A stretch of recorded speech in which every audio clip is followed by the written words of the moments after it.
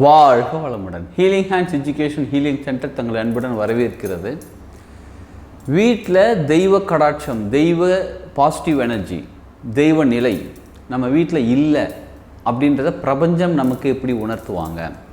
இதை பக்தி மார்க்கத்தில் பார்க்கும்போது, இப்போ டெக்னாலஜியில் பார்க்கும்போது வீட்டில் பாசிட்டிவ் எனர்ஜி இல்லை, ஒரே நெகட்டிவாக இருக்குங்க, நெகட்டிவாக ஃபீல் ஆகுது, ஒரு நெகட்டிவ் வைப்ரேஷன் இருக்கிற மாதிரி இருக்குது, ஆர் பாசிட்டிவ் வைப்ரேஷன் சுத்தமாக இல்லாத மாதிரி இருக்குது, என்னமோ தெரியல ஒரு மாதிரி இருக்குங்க அப்படின்னு. இப்போ டெக்னாலஜி, அதாவது தெய்வங்கள்னு பார்த்தோம்னா தெய்வ கடாட்சம், தெய்வ நிலைன்னு சொல்லலாம். டெக்னாலஜியில் பார்த்தீங்கன்னா பாசிட்டிவ் வைப்ரேஷன், பாசிட்டிவ் எனர்ஜின்னு சொல்லலாம். இது இல்லைன்றதை நமக்கு பிரபஞ்சம் எப்படி சிம்டம்ஸ் உணர்த்துவாங்க அப்படின்றத நம்ம இந்த வீடியோவில் பார்க்க போகிறோம். வாங்க முழுசாக பாருங்கள். வீட்டுக்குள்ளே எப்போயுமே இருட்டாக இருக்கிற மாதிரி இருக்கும். 4 பல்பு போட்டிருப்போம், இல்லை டியூப்லைட் எரியும், எல்லா லைட்டும் போட்டிருப்போம், இருந்தாலும் என்னமோ தெரியலங்க, வீடு வந்து ஒரு மாதிரி ஒரு பீஸ்ஃபுல்லாக ஃபீல் ஆக மாட்டேங்க. அந்த ஒரு திருப்தியே இல்லைங்க. வீட்டில் ஃபுல்லாக ஒயிட் வாஷ் தான் பண்ணி, இப்போ தான் ரீசெண்டாக ஒயிட் வாஷ் தான் பண்ணேன், ஃபுல்லாக நீட்டாக எல்லாத்தையும் அடுக்கி வச்சுட்டேன், எல்லாத்தையும் க்ளீன் பண்ணிட்டேன், மறுபடியும் என்னமோ தெரியல ஒரு மாதிரி, அதாவது வீட்டுக்குள்ளேயும் இருட்டாக ஒரு சூழ்நிலை இருக்கிற மாதிரி ஒரு ஃபீல் ஆகும். நமக்குள்ளேயும் மனசுக்குள்ளேயும் என்னமோ எல்லாமே நல்லா தான் இருக்குது, தேவையான பொருளாதாரம் இருக்கும், எல்லாமே இருக்கும், ஆரோக்கியம் இருக்கும், எல்லாமே நல்லா இருக்குது, சந்தோஷமாக இருக்குது. அதாவது சந்தோஷமான எல்லாம் சந்தோஷமாக இருக்குது, எல்லாமே இருக்குது. இருந்தாலும் என்னமோ தெரியலங்க, மனசுக்குள்ளே ஒரு மாதிரி அப்படியே ஒரு குழப்பம் ஒரு மாதிரி இருக்குங்க அப்படின்னு ஃபீல் பண்ணுறீங்க அப்படின்னாலும் வீட்டில் பாசிட்டிவ் எனர்ஜி ஆர் தெய்வ கடாட்சம் இல்லைன்னு அர்த்தம். அடுத்தது, வீட்டில் ஒரு ஒரு ஒரு மாதிரி பேட் ஸ்மெல்னு சொல்ல முடியாது, கெட்ட ஸ்மெல்னு, அதாவது டைரெக்டாக அப்படி கெட்ட ஸ்மெல்னு சொல்ல முடியாது.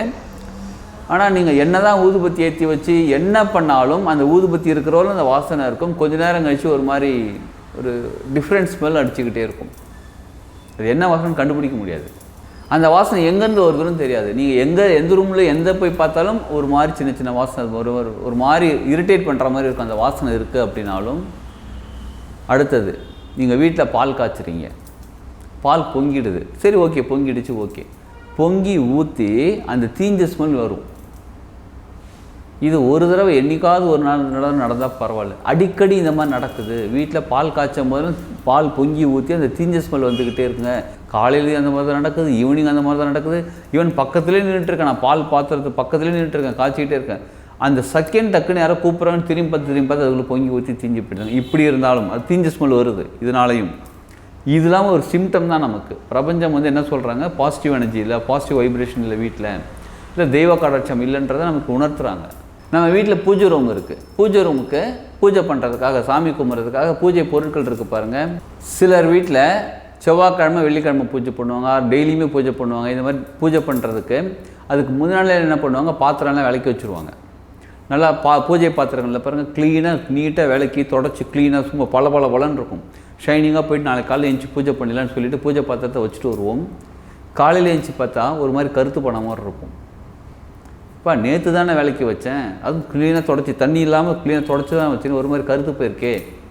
அதாவது கருத்துன்னு அப்படியே பிளாக்கிஷாக சொல்ல வரல, அந்த பளபளப்புலாம் ரொம்ப இல்லாமல் அப்படியே டல்லாகிடும். திரும்ப வாஷ் பண்ணால் இருக்கும், நல்லாயிருக்கும். ஆனால் செவ்வாய்க்கிழமையும் ஏற்கனவே பதிவில் போட்டிருக்கோம், செவ்வாய்க்கிழமை வெள்ளிக்கிழமையும் பூஜை பாத்திரம் விளக்கக்கூடாதுன்னு சொல்லியிருக்கோம். சும்மா தண்ணியில் வாஷ் பண்ணால் கொஞ்சம் பரவாயில்ல, பெட்டராக இருக்கும். திரும்ப அதிலே தண்ணி ஊற்றி எல்லாம் பூஜைலாம் பண்ணி முடிச்சிட்டிங்க, அடுத்த நாள் பார்த்தா ரொம்ப டல்லாகிடும், ரொம்ப கருப்பாயிடும். அப்படி இருந்தாலும் வீட்டில் பாசிட்டிவ் வைப்ரேஷன் இல்லை, வீட்டில் தெய்வ கடாட்சம் இல்லை.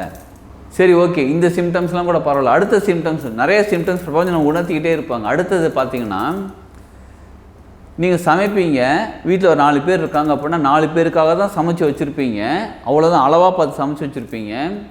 ஆனால் ஏதோ ஒரு காரணத்தினால யாரோ ஒருத்தர் சாப்பிடாமல் இருப்பாங்க, உணவு வேஸ்ட் ஆகும். அடுத்தது எடுத்து நாய்க்கு போடுறதெல்லாம் ஓகே, அதெல்லாம் ஓகே, இருந்தாலும் தினமுமே உணவு வேஸ்ட் ஆகிட்டே இருக்கும், நிறைய உணவு வேஸ்ட் ஆகிட்டே இருக்கும். ஃப்ரிட்ஜில் எடுத்து வச்சுருப்பீங்க, எடுத்து பார்த்தா அது புளிச்சு போயிருக்கும், இல்லை யூஸ் பண்ண முடியாத மாதிரி மாறி இருக்கும்.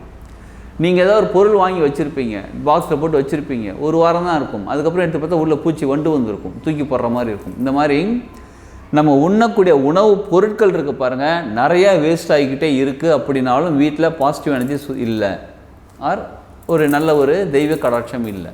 சரி, வீட்டில் நம்ம பாத்ரூம் லைட்டை, மோஸ்ட் ஆஃப் த வீட்டில் நடக்கிறது என்ன தெரியுங்களா, பாத்ரூம் லைட்டை போடுவாங்க, வெளில வருவாங்க, ஆஃப் பண்ண மாட்டாங்க. சரி, இது எப்போயாவது நடக்கிறது ஓகே. ஆனால் கிச்சன் லைட்டை போடுவாங்க, ஆஃப் பண்ண மாட்டாங்க, ஃபேன் ஓடிக்கிட்டே இருக்கும், அனாவசியமாக ஓடிக்கிட்டே இருக்கும், யாருமே அந்த ரூமில் இருக்க மாட்டாங்க. அதாவது என்ன சொல்ல வரோன்னா, எலக்ட்ரிசிட்டி இருக்குது பாருங்கள், இது அதிகமாக செலவாகும். அந்த ரூமில் உட்காந்துருப்போம், நமக்கு தெரியும் ஏந்திரிச்சு போகும்போது ஃபேன் லைட்டை ஆஃப் பண்ணிவிட்டு போகணும்னு தெரியும், ஏசி ஆஃப் பண்ணிவிட்டு போகணும்னு தெரியும். ஆனால் அப்படியே ஏந்திச்சு வெளில வந்துடுவோம். வந்துட்டு வேறு ஏதாவது வேலைக்கு போய்டும். சம்டைம்ஸ் வீட்டை பூட்டி வெளியில் போய்டும். 1 மணி நேரம் 2 மணி நேரம் கழிச்சு வந்து பார்த்தா ஃபேன் ஓடிட்டுருக்கும், டியூப்லைட் ஓடிட்டுருக்கும், டியூப்லைட் எரிஞ்சிட்ருக்கும், ஏசி ஓடிட்டுருக்கும், இதெல்லாம் 2 போயிட்டுருக்கும். இப்போ தேவையில்லாமல் இங்கே எலக்ட்ரிசிட்டி வேஸ்ட் ஆகிறதும் சரி. அதே மாதிரி எலக்ட்ரானிக்ஸ் பொருட்கள் இருக்குது பாருங்கள், அடிக்கடி ரிப்பேர் ஆகிட்டே இருக்கும். இப்போ ஃப்ரிட்ஜு ரிப்பேர் ஆச்சு, அடுத்து அது ரிப்பேர் ஆச்சு, இது ரிப்பேர், ஏதோ ஒன்று தெரியல, வீட்டில் செலவு வச்சுக்கிட்டே இருக்குங்க. சம்பாதிக்கிறது தான் ஓகே, செலவு வச்சுக்கிட்டே இருக்குங்க. இது இருந்தாலும் சரி, வீட்டில் பாசிட்டிவ் எனர்ஜி சரியில்லை, சரிங்களா? நெகட்டிவ் வைப்ரேஷன்ஸ் இருக்கார், நம்ம வீட்டில் தெய்வ கடாட்சம் இல்லை. பிரபஞ்சம் நமக்கு இன்னொரு விஷயத்துலையும் உணர்த்துவாங்க, வீட்டில் தெய்வ கடாட்சம் இல்லைன்றதை, பாசிட்டிவ் எனர்ஜி இல்லைன்றது. எப்படி தெரியுங்களா? டேப்பில் தண்ணி சொட்டிக்கிட்டே இருக்கும். நீங்கள் நார்மலாக துணி போட்டுலாம் சுற்றி வைப்போம், சொட்டிக்கிட்டே இருக்கும். டேப்பை கட்டிட்டு காலையில் புதுசாக டேப் மாற்றுவோம், நைட்டு திரும்ப சொட்டிக்கிட்டே இருக்கும். இப்போ தானப்பா புது டேப் வாங்கி போட்டேன், பிளாஸ்டிக் டேப் போட்டேன், செட் ஆகலை. எவர் சிலர் வாங்கி போட்டு பார்த்தா அதுவும் செட் ஆகலை. காஸ்ட்லியான டேப்பும் வாங்கி போட்டேன், அப்படியும் தண்ணி சொட்டிக்கிட்டே இருக்குது. இந்த மாதிரி வீட்டில் தேவையில்லாத விஷயங்கள், ஒன்று தண்ணி செலவாகிறது, வீட்டில் பொருளாதாரம் இந்த மாதிரி அனாவசியமாக செலவாகிறது, தேவையில்லாமல் இந்த மாதிரி செலவாகிறது. அப்படின்னாலே வீட்டில் தெய்வ கடாட்சம் இல்லை, பாசிட்டிவ் எனர்ஜி இல்லைன்னு அர்த்தம். சரி, அப்போ என்னதாங்க பண்ணுறது? இதற்கு முந்தைய வீடியோக்களில் போட்டிருக்கோம், டிஸ்கிரிப்ஷனில் அதோட லிங்க் இருக்குது. வீட்டில் மகாலட்சுமி கூப்பிட்றது, தெய்வ கடாட்சமாக இருக்கிறதுக்கு என்ன பண்ணணும், வாசனையாக இருக்கிறது என்ன பண்ணணும், இதெல்லாமே நம்ம போட்டிருக்கோம், அதையும் பாருங்கள். இந்த மாதிரி ஏதாவது ஒரு சிம்டம் உங்களுக்கு இருந்ததுன்னா நீங்கள் இம்மீடியட்டாக சால்வ் பண்ண வேண்டியது, சொல்யூஷன், அதாவது இதுக்கு சொல்யூஷன் தேடி சரி பண்ண வேண்டியது நிச்சயமாக சரி பண்ணணும்.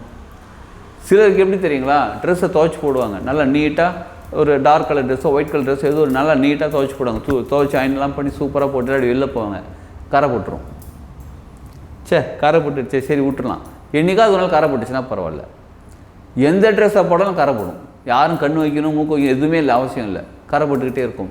இல்லை அந்த ட்ரெஸ் வந்து அழுக்காயிடும். நீங்கள் காய போட்டிருப்பீங்க, காய போட்டு எடுத்துருப்பீங்க, அங்கே கொடியில் இருக்க எங்கேயோ சம்மந்தமே இல்லாமல் ஒரு சின்ன கரை போட்டிருக்கும், திரும்ப வாஷ் பண்ண வேண்டியிருக்கும். அந்த மாதிரி எந்த ஒரு விஷயம் திரும்ப திரும்ப அந்த மாதிரி நடக்குதோ, ஏற்கனவே சொன்ன சிம்டம்ஸ் ஏதாவது ஒன்று இருந்துச்சுன்னா இம்மீடியட்டாக நீங்கள் சொல்யூஷன் தேட வேண்டியது இருக்குது. அந்த சொல்யூஷன் செய்யுங்க. இப்போ வீட்டில் ஒரு நல்ல ஒரு அகர்பத்தி ஏற்றி வைங்க, வாசனை ஏற்றி வைங்க. இந்த சொல்யூஷனுக்கு என்ன பண்ணுன்னு கேட்கலாம், இந்த லிங்க்கை போய் பாருங்கள். ஏற்கனவே சொல்லியிருக்கிறதான லிங்க் இருக்குது டிஸ்கிரிப்ஷனில், அதை போய் பாருங்கள், அதை செய்யுங்க. நிச்சயமாக அந்த நிலைகள்லாம் மாறி உங்கள் வாழ்க்கைக்கு தேவையான விஷயங்களை நீங்கள் அட்ராக்ட் பண்ண ஆரம்பிச்சிடுவீங்க. தெய்வ கடாட்சம், பாசிட்டிவ் எனர்ஜி, பாசிட்டிவ் வைப்ரேஷனில் சூப்பராக இருக்க ஆரம்பிச்சிடுவீங்க. உங்கள் வாழ்க்கை செம்மையாக முன்னேறுங்க.